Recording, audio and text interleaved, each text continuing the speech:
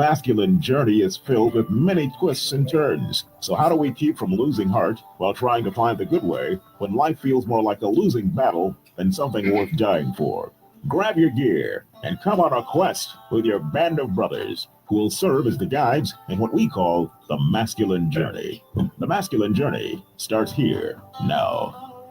Welcome to Masculine Journey. We're glad that you're with us today. We have a special kind of occasion for the Masculine Journey. We don't often do this. We don't often have an author in studio with us live to talk about their book, and we're doing that today. And this particular author is just not any author. He's a friend of the ministry. He's spoken at some boot camps. You've done talks at the different boot camps. You've attended the boot camps. He happened to be my pastor, one of my pastors at the church, and so we all know him pretty well. I know him probably best. But it's our friend, Mike Giannopoulos. And so Mike wrote a book on spiritual warfare. Mike, you want to tell us a little bit about your book? Sure. And I would use that term author very loosely. So This is the first book I've ever written. It was a challenge I gave myself this year to see if I could, sit down and put some of the thoughts that I've had rolling around in my heart and my soul on paper. And this is what came out. Yeah. So the book is called Equipped. It is Fighting from Victory. And it's probably 2 months old is what it's been out. I'm excited about it. I've had a lot of good feedback from especially men who have been reading it. And so that's why I talked to you about possibly partnering. And so I'm going to give a copy of this book away to every person that comes to your boot camp in a couple of weeks. And that's awesome. I think it's that important to get it in these guys' hands. Yeah, one of the things that we hope guys take away with them from boot camp is tools to fight spiritual warfare. Mm-hmm. Right, and this is another element of that we haven't really discussed at boot camp. So I'm excited to talk more about it today, and then also have the guys learn more about it at the boot camp. Right. Yeah. Because we do talk about elements, about agreements, and things like that, but we've never really talked, have we, Andy, about fighting from the victory already being won? No, not really. No, it's just there's probably some assumption to that, but a lot of what we focus on is the whole idea of agreements. That's a big part of it, what you believe. But what you believe has to come from a place of victory, or you're going to have a final losing battle. So, well, Art, if you'd spin this over here, I'll get a picture of the book in question, and you can get this where, Mike? You can buy it on Amazon. You can get it in Kindle or print version on Amazon. You can also get it on Barnes and Noble's ebooks and Apple books. Awesome. So this is what it looks like. You can go look it up. It's Equipped: Fighting from Victory from Michael B. Giannopoulos. And good luck spelling that last name. So we'll kind of go through that. Well, Mike, what inspired you to write this? I mean, I know that you said you challenged yourself, but why this book and why now? And good luck spelling that last name. Thank you, Art. We appreciate you checking up on our podcast. I've been in full-time ministry almost 30 years. And over the years, one of the things that I have just found so heartbreaking are people who are followers of Jesus, claim to be Christians, but yet they always walk around with this defeated mindset. Mm-hmm. They're spiritual Eeyores, so to speak. Mm-hmm. And I don't think that's the way God designed us to live. Mm-hmm. And you go back to the cross, the grave, and the resurrection. That's when that battle was won. Mm-hmm. And that's when victory was won. And so we go through life with this expectation, number one, that we're not equipped to fight any battles. And number two, we're fighting for a victory. Like it all is rest on our shoulders. And Jesus is saying, no, I won that victory 2,000 years ago. What are you doing? And so trying to get folks to flip that script a little bit and look at it from the mindset of, if I'm fighting from a place of victory, it gives you such an advantage mentally, spiritually, emotionally, to be able to push through some of the things, because you're still going to get attacked. Oh, you're still going to have battles. You're still going to be fighting, but you're fighting victories that have already been won by Jesus. I used the story in the beginning of the book, the illustration. I'm a huge Atlanta Braves fan. So in 1995, they won the World Series. And I remember as a 21-year-old kid sitting on the edge of my seat every game, watching every pitch, nervous and scared to death that they were going to lose again, just like they did in 91 and 92. But they didn't. They won, and they won that World Series there in 95. In 2020, they had the anniversary of that team, the 25-year anniversary. And one of the stations replayed each night the game.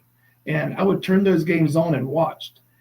But you know what? I wasn't stressed anymore. Right. I wasn't there. I wasn't sitting on the edge of my seat. I sat back enjoying what was going to happen because I knew the outcome already. And I think I just thought to myself that's really when all this started rolling around in my brain. Like, man, what if we as Christians could sit back and look at life from a place of victory? Like this battle, this fight, this has already been won. We're called to be participants still in life, and we're fighting battles for other people and until they're able to fight their own. But at the end of the day, the victory has already been won. So what if we walk through life from victory instead of for victory?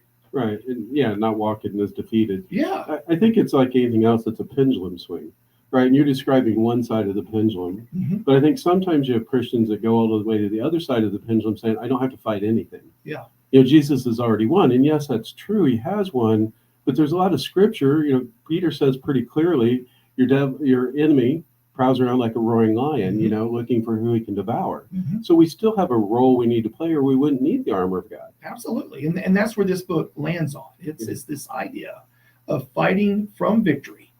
So if you're fighting, you want to make sure that you're equipped. You want to make sure that you have on the necessary, armor and for what you're going to need to go up against these battles. And so what better place to look than the armor of God, to go to Ephesians and read what Paul is writing. And as he breaks down the 6 pieces of the armor of God. And that's what we do in this book. We go through each piece, starting with the belt of truth and moving all the way through to the sword of the Spirit, talking about each of these different parts of the armor, how we apply that to our life, and what that looks like coming from victory, using those items.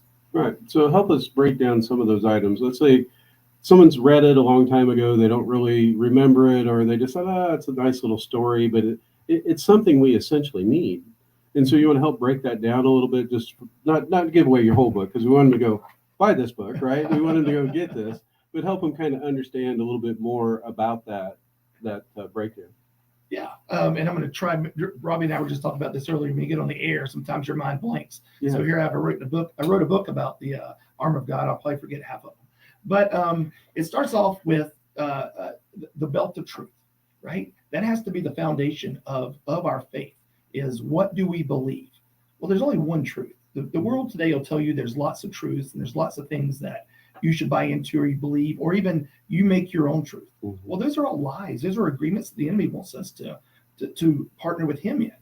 There's one truth. The base of our faith has to be on that truth of Jesus Christ. So it starts off, hey, put on that belt of truth. Put on that breastplate of righteousness. To me, righteousness comes right after truth.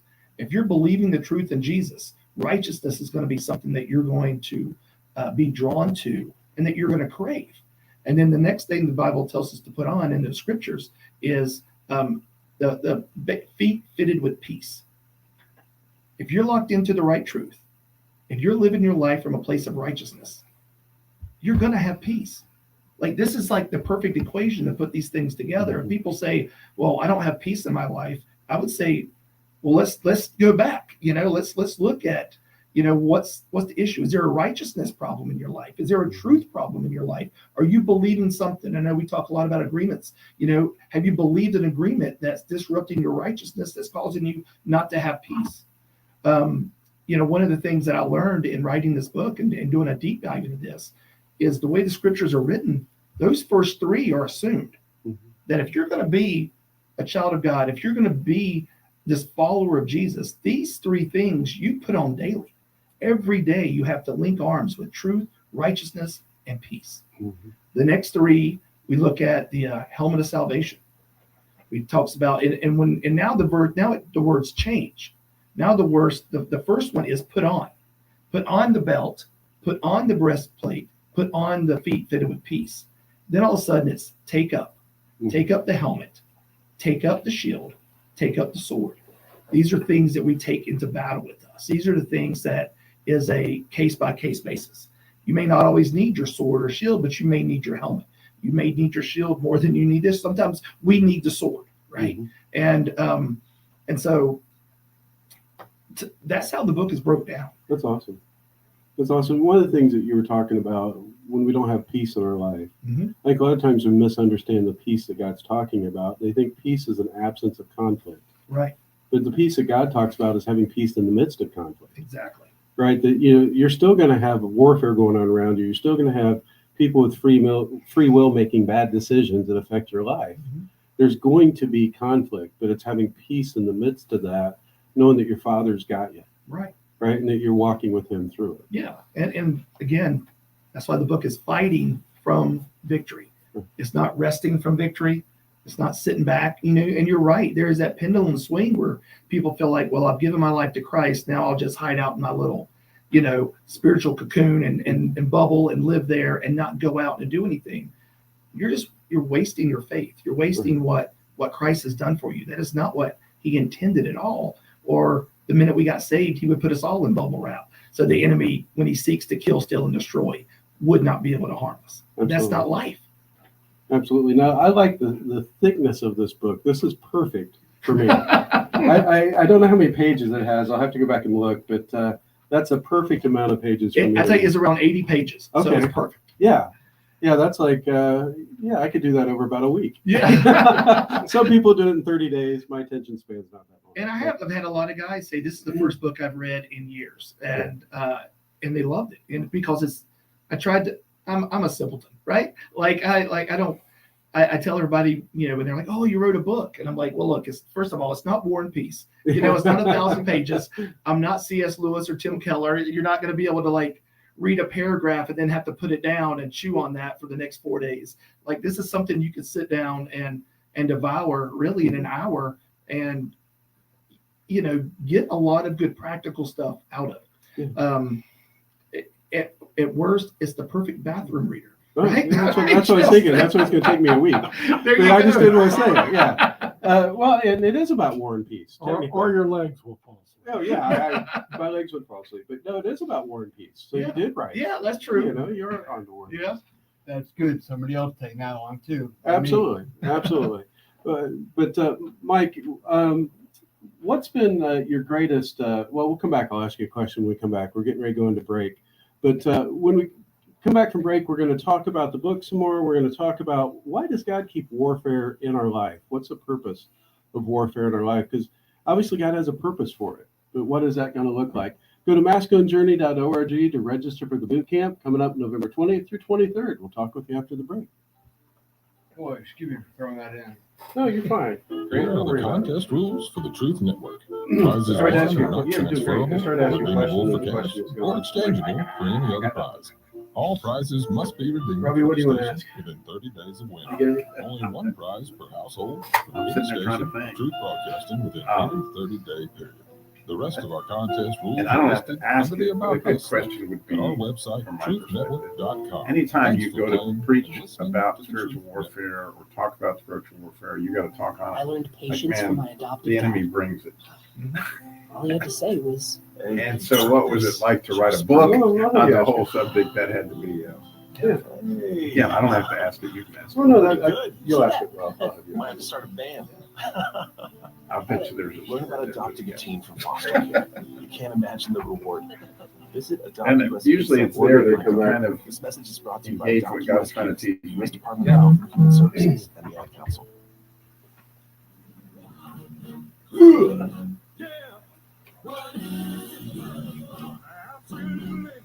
You want the camera on you when you?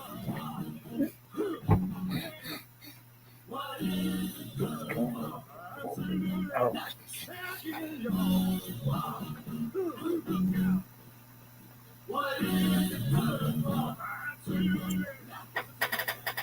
Welcome back to Masculine Journey War. We are talking about spiritual warfare. We're talking about Mike's book, and it's right here, everybody. Equipped. I have to read the rest of it. Fighting from Victory. Well, not the back. I couldn't read it from the backside. But we were having a great conversation about this. This would be great for you to pick up. The holiday season's coming up. A great little stocking stuffer that you could give for somebody. Put it in there. You know they're probably going to read it because it's not a lot of pages.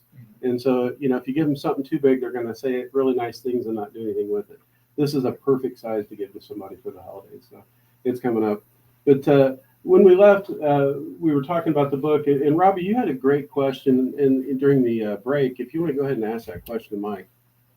Well, before I do that, you just can't help but go, that bump in song seems to be the exact opposite of your question you're asking us. Well, I set it up. Why did God, allow warfare in our life, and then what's it good for? Absolutely nothing. Right? Huh? Yeah, we will get to that. Well, that actually fits in with my question. Okay. Anybody that's ever preached, given a talk, had to teach a Sunday school class on spiritual warfare knows that Satan does not like this discussed. He just as soon keep all that under the carpet. And so, God allows you to deal with some warfare quite often. And so I'm curious if there's a story behind that, Michael. If you were writing this book, I'm guessing he brought the house. Well, so the way that I preach when I'm coming up with sermons at church is usually it's a lot of things that I'm dealing with in my life or the people that I see within our church are dealing with. And so whether it's going through a book of the Bible, whether it's going through a certain biblical character and looking at how they approach whatever it is folks are going through or something topical. And so this actually in 2020, I preached this sermon series on the armor of God. And we needed it then. I mean, you want to talk about spiritual warfare. I mean, I know in my life that felt like the most spiritually attacked year that I'd ever experienced. I mean, you had the pandemic, you had crazy election stuff going on, you had, the George Floyd, the police, the social justice stuff, the Me Too movement. I mean, it was like natural disasters, huge fires out in Colorado. I mean, you had all of these things that happened in that year. And I was just seeing a lot of people almost like cowering in fear of all of these attacks, including myself. It was hard. I mean, you're a pastor, it was hard to do ministry during COVID and during 2020. And so,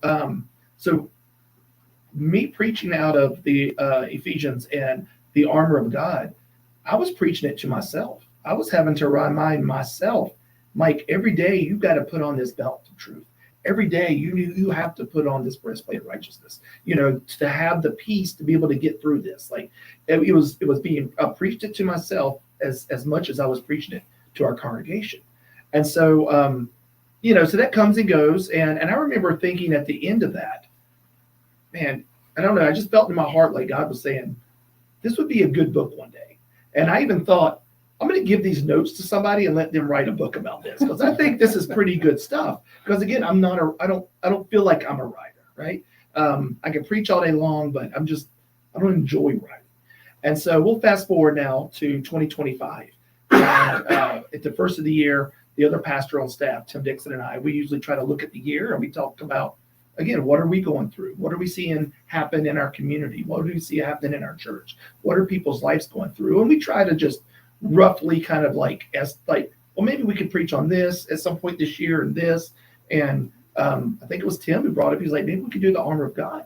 And I was like, I preached on that like 5 years ago. And so I brought out all my old sermon notes and I shared them with him and I was looking through them and I'm like, this is really good. And it's still applicable today, like just as much today as it was during COVID.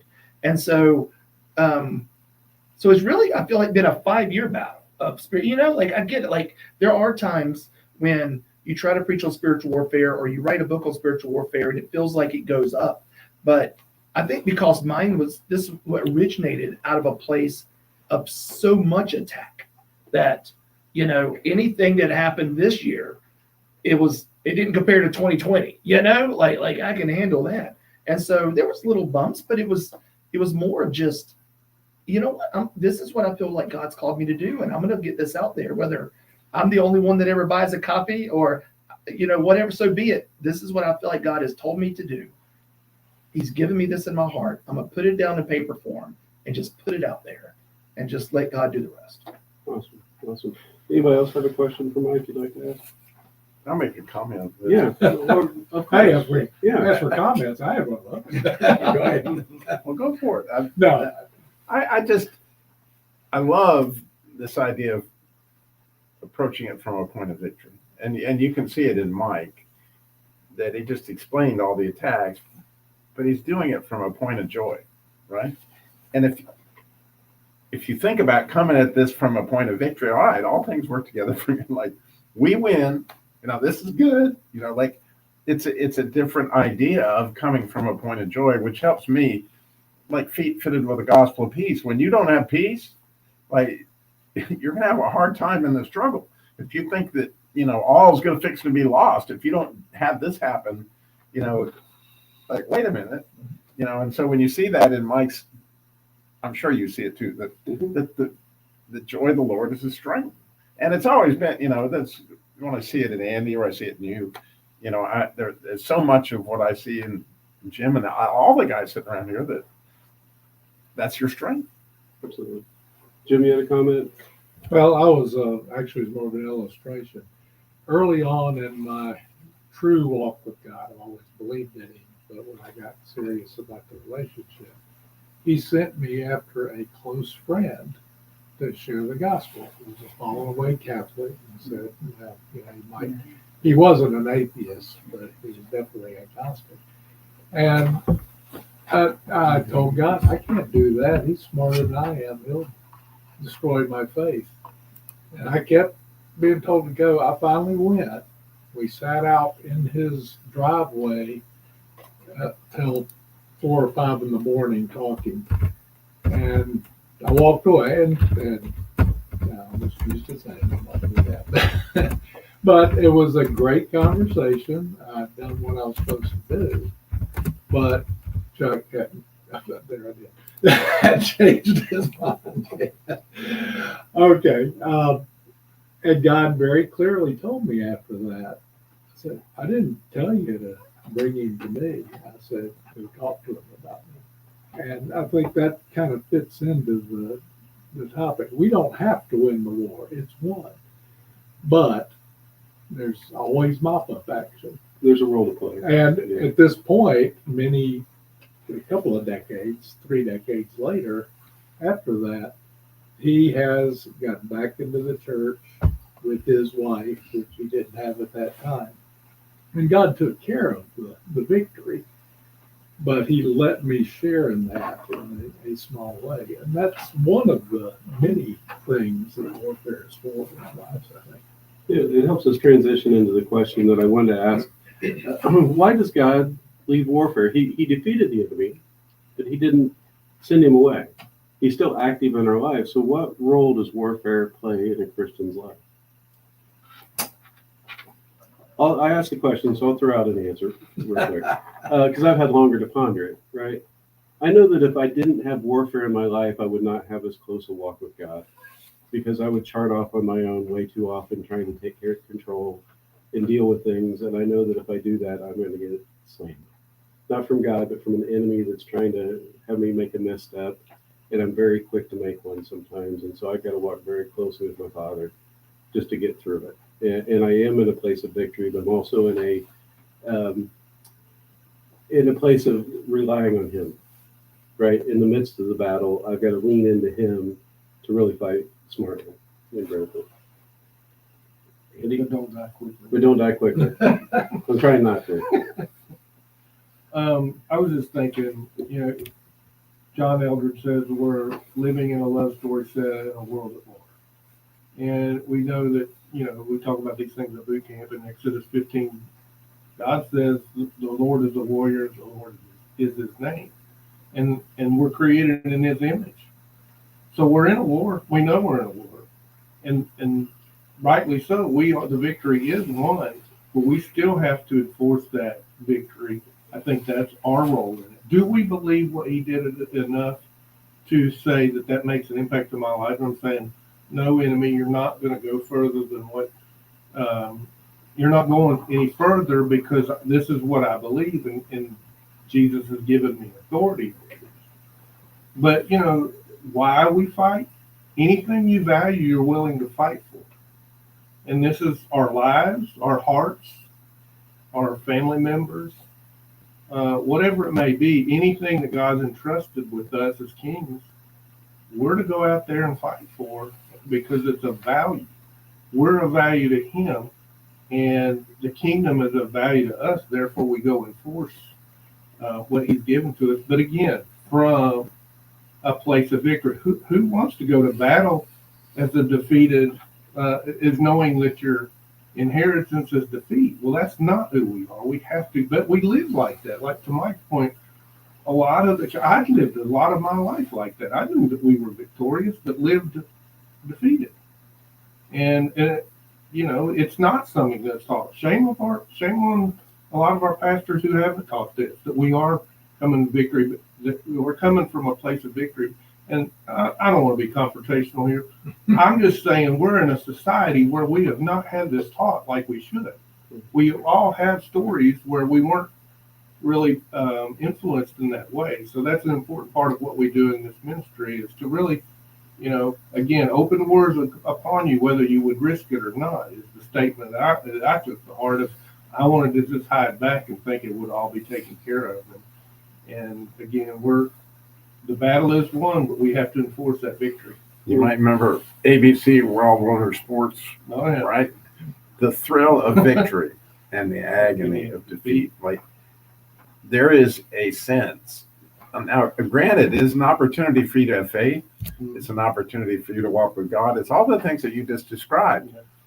But there's a thrill of victory that, because, you know, when you come up against something really, really, really hard, that you can only feel like you have what it takes on the other side of that war, right? Yeah, that's right. Or you can experience what it feels like to really face plant. Yeah.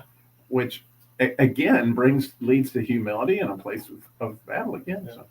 Well, go to Amazon and order the book Equipped, Fighting from Victory. Sorry, it's like 4 words and I can't remember. Equipped, Fighting for Victory from Mike Giannopoulos. We'll talk with you next week. Go register for boot camp, masculinejourney.org. Spell it quick. Sorry. I can't remember 4 words, man. Somebody hold up a mirror for That was a quick show. That was a quick show. Yeah. Wow. That was good. Thank you so much, Yeah, guys, thanks for for letting me join you. Thank you for the book. Appreciate it. Thank you. Yeah. That's all that. Yeah, the show goes quick. That's why a lot of times we used to do the after hours. Mm-hmm. But then by the time we would do that, we would just really. Yeah.